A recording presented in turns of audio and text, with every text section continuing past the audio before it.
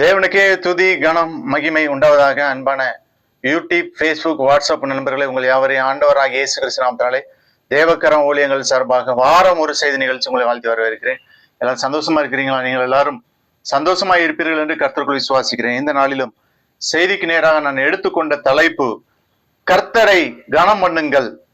கர்த்தரை கனம் பண்ணுங்கள். அதற்கு ஆதாரமா எடுத்துக்கொண்ட வசனம் மல்கியா 1:6 குமாரன் தன் பிதாவையும் ஊழியக்காரன் தன் எஜமானையும் கனம் பண்ணுகிறார்களே, நான் பிதாவானால் என் கனம் எங்கே?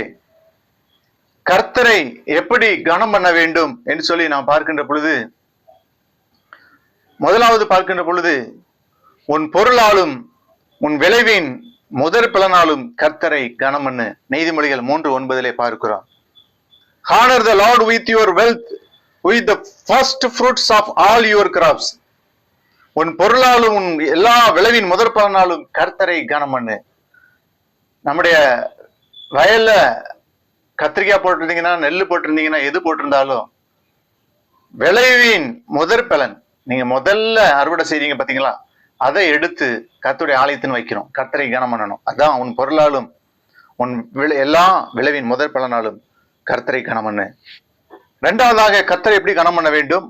நீதிமொழிகள் 14:31 சொல்கிறது, தரித்திரனை ஒடுக்கிறவன் அவனை உண்டாக்கினவரை நிந்திக்கிறான், தரித்திரனுக்கு தயவு செய்கிறவனோ அவரை கனம் பண்ணுகிறான். பிரியமானவர்களே, தரித்திரனுக்கு தயவு செய்கிறவனோ அவரை கனம் பண்ணுகிறான். பாத்தீங்கன்னா தரித்திரமா இருப்பாங்க, அவங்கள ஒடுக்க கூடாது. இன்னைக்கு அநேக இந்தியா தேசத்துல பாத்தீங்கன்னா அநேக மக்கள் தரித்திரத்தோடு இருக்காங்க. குடும்பத்துல தரித்திரம், எவ்வளவுதான் சம்பாத்தியம் பண்ணாலும் பணம் நிக்கிறது கிடையாது. ஒரு பக்கம் கடனுக்கு போகுது. பிரியமானவர்களே, சற்று சிந்தித்து பார்க்க வேண்டும். தரித்திரனுக்கு தயவு செய்யணும் அவரை கனம் பண்ணுகிறான். அதான் நீதிமொழிகள் 19:17 சொல்கிறது, ஏழைக்கு இறங்குகிறவன் கர்த்தருக்கு கடன் கொடுக்கிறான், அவன் கொடுத்ததை அவர் திரும்ப கொடுப்பார். ஏழைக்கு இறங்கணும்.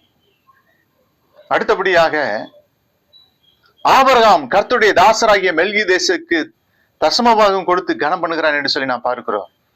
ஆதியாகமம் 14:18-20 அன்றியும் உன்னதமான தேவனுடைய ஆசாரியனாய் இருந்த சாலமீன் ராஜாவாகிய மெல்கிசேதேக்கு அப்பமும் திராட்சரசமும் கொண்டு வந்து அவனை ஆசீர்வதித்து, வானத்தை பூமி உடையவராய் உன்னதமான தேவனுடைய ஆசீர்வாதம் ஆபிரகாமுக்கு உண்டாவதாக, உன் சத்துருக்களை உன் கையில் ஒப்பு கொடுத்த உன்னதமான தேவனுக்கு ஸ்தோத்திரம் என்று சொன்னான்.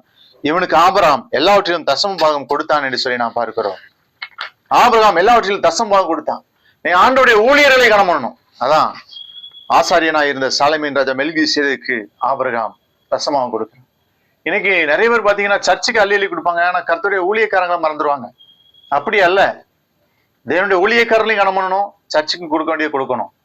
அது ரொம்ப முக்கியம். எத்தனை ஊழியர்கள் பால் கூட பிள்ளைகளுக்கு பால் பாக்கெட் வாங்க முடியாம எத்தனை ஊழியக்காரங்க கஷ்டப்படுறாங்க. சுவிசேஷகர் பள்ளியில படிக்க வைக்க முடியாத எத்தனை ஊழியர் கஷ்டப்படுறாங்க. அவங்களுக்குலாம் அவங்களுடைய கரங்களை நீட்ட வேண்டும். கர்த்தருக்கு பயந்தவர்களை கனம் பண்ணுவதன் மூலம் கர்த்தரை கனம் பண்ணுகிறோம். சங்கீதம் 15:4 தாவீதின் சங்கீதம், ஆகாதவன் அவன் பார்வைக்கு தீர்ப்பானவன் கர்த்தருக்கு பயந்தவர்களை கனம் பண்ணுகிறான். கர்த்தருக்கு பயப்படுகிறவர்களை நாம் கனம் பண்ண வேண்டும். இது நம்மேல் விழுந்த கடமையா இருக்கிறது. ரெஸ்பெக்ட் பண்ணணும், கனம் பண்ணணும். அடுத்தபடியாக பெற்றோரை கனம் பண்ணுவதன் மூலம் கர்த்தரை கனம் பண்ணுகிறோம். யாத்திராம் 20:12 உன் தேவனாய கர்த்தர் உனக்கு கொடுத்திருக்கிற தேசத்துல உன் நாட்கள் நீடித்திருப்பதற்கு உன் தகப்பனையும் உன் தாயையும் கனம் பண்ணுவாய. இன்னைக்கு முதியோர் இல்லத்துல எத்தனை பெற்றோர்கள் இருக்காங்க, கவலையோடு கண்ணீரோடு, பிள்ளைகளால் கைவிடப்பட்ட சூழ்நிலையிலே. ஏனென்றால் நான் முதியோர் இல்லத்திலே நான் பிரேயர் எடுக்கிறேன், அதனால சொல்றேன். அநேக பெற்றோர்கள் கலங்கி கொண்டிருக்கிறார்கள், பிள்ளைகளால் கைவிடப்பட்ட சூழ்நிலை.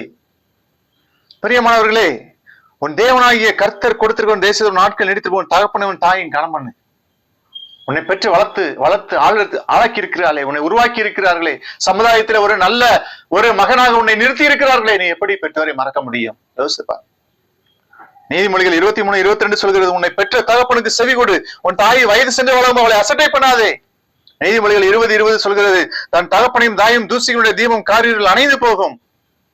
நீதிமொழிகள் 1:8 என் மகனை உன் தகப்பன் முத்தியை கேள், உன் தாயின் போதகத்தை தள்ளாதே. அயர்ந்தா இருந்தாலும் அவர்கள் வயதிலே மூத்தவர்கள், அவர்களுக்கு கொடுக்க வேண்டிய அவர்கள் சொல்ல கேட்டு நடக்க வேண்டும். அடுத்தபடியாக கர்த்தருடைய ஓய்வு நாளை கனம் பண்ணு.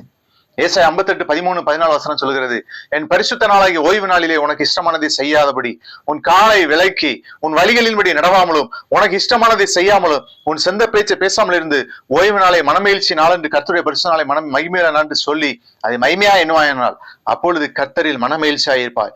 பூமியின் உயர்ந்த இடங்களிலே உன்னை ஏறி இருக்க பண்ணும்படி உன் தகப்பனுடைய யாக்கோபுடைய சுதந்திரத்தில் உன்னை போசிப்பேன். கர்த்தருடைய வாய் இதை சொல்லிச்சு. உன் ஓய்வு நாளிலே சொந்த பேச்சை பேசாத, ஓய்வு நாளில உனக்கு இஷ்டமானபடி செய்யாத, உனக்கு இஷ்டமானது செய்யாத, உன் வழிகளின்படி நடவாத. அது கர்த்தருடைய ஓய்வு நாள், மன மகிழ்ச்சி நாள், மகிமையில நாள் மகிமையாக என்ன வேண்டும். கர்த்தர் இந்த வார்த்தை ஆசீர்வதிங்க. ஆண்டவரே, வசனத்தை கேட்ட பிள்ளை ஆசீர்வதிங்க. இயேசு நாமத்தில் ஜெபிக்கிறோம். தேங்க்யூ.